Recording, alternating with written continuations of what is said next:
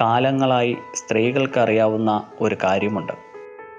മാസത്തിൻ്റെ ചില ദിവസങ്ങളിൽ മാത്രമേ ഗർഭവതിയാകൂ. അതുകൊണ്ട് ആ ദിവസങ്ങളിൽ ലൈംഗിക ബന്ധം ഉണ്ടാവാതിരുന്നാൽ ഗർഭം ഒഴിവാക്കാൻ കഴിയും എന്ന്. ഇപ്പോഴുള്ള കൃത്രിമമായ ഗർഭനിരോധന മാർഗങ്ങൾ ഒന്നും ഉപയോഗിക്കാതെ തന്നെ ഈ രീതിയിൽ ഗർഭധാരണം ഒഴിവാക്കാൻ കഴിയും.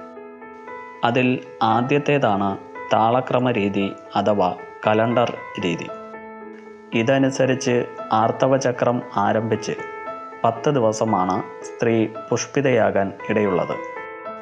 അതിനാൽ ഈ 10 ദിവസവും ലിംഗസംയോഗത്തിലൂടെയുള്ള ലൈംഗിക ബന്ധം പാടില്ല.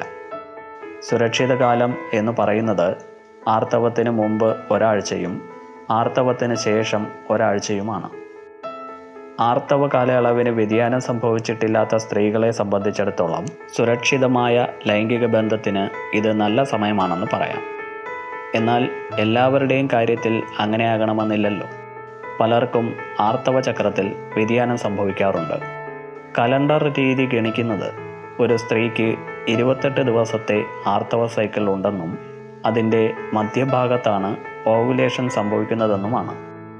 എന്നാൽ ഓരോ സ്ത്രീക്കും ഈ ചക്രത്തിൻ്റെ ദൈർഘ്യം വ്യത്യസ്തപ്പെട്ടിരിക്കുന്നു. ഓവുലേഷൻ വ്യത്യസ്തമായ സമയങ്ങളിൽ സംഭവിക്കാറുണ്ട്. എന്നിരുന്നാലും മറ്റേതൊരു രീതിയേക്കാളും സുരക്ഷിതമാണ് താളക്രമ രീതി അഥവാ കലണ്ടർ രീതി. രണ്ടാമതായി വില്ലിങ്സ് ഓവുലേഷൻ രീതി. മിക്ക സ്ത്രീകൾക്കും ഏതാണ്ട് മാസത്തിൻ്റെ മിക്ക സമയവും യോനിയിലൂടെ എന്തെങ്കിലും സ്രവം പുറത്തു വരാറുണ്ട്. ഇത് പൂർണ്ണ ആരോഗ്യത്തിൻ്റെ സൂചനയാണ്. ഈ സ്രവം അളവിലും നിറത്തിലും വരവിൻ്റെ സമയത്തിലും ഒക്കെ വ്യത്യാസപ്പെട്ടിരിക്കാറുണ്ട്. ആർത്തവ സൈക്കിളിൻ്റെ വിവിധ ഘട്ടമനുസരിച്ചാണ് ഈ വ്യത്യാസം സംഭവിക്കുന്നത്. ആർത്തവം കഴിഞ്ഞാലുടൻ വരുന്ന സ്രവം താരതമ്യേന കുറവും ഉണങ്ങിയും കട്ടിയുള്ളതും വെളുത്തതുമാവും.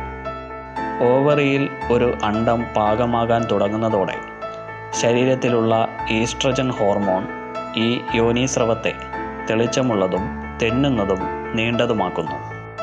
ഓവുലേഷൻ നാളിലും പിറ്റേന്നും ഈ രീതിയിലുള്ള യോനീസ്രവം ഉണ്ടാകുന്നത് അവൾ ഗർഭധാരണത്തിന് പാകമാണെന്നുള്ള വ്യക്തമായ സൂചനയാണ്.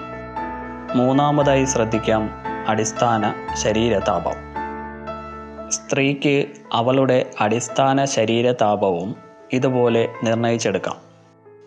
അതിരാവിലെ ഉറക്കത്തിൽ നിന്ന് എഴുന്നേൽക്കുമ്പോൾ ഉള്ള ശരീരതാപത്തെയാണ് അടിസ്ഥാന താപനില എന്ന് പറയുന്നത്. ഓവുലേഷൻ കാലത്ത് ഈ താപം കാര്യമായി വർദ്ധിക്കും.